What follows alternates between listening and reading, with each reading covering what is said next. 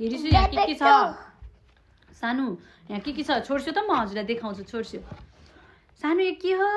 आमा हो अनि यो के हो यता हेरिसु अम्ब्रेला ओके अनि यो के हो यो बन्द गर्नु भएको हजुरले बन्द गर्सेको हो बन्द गर्नुहुन्न नि त यता हेरिसु त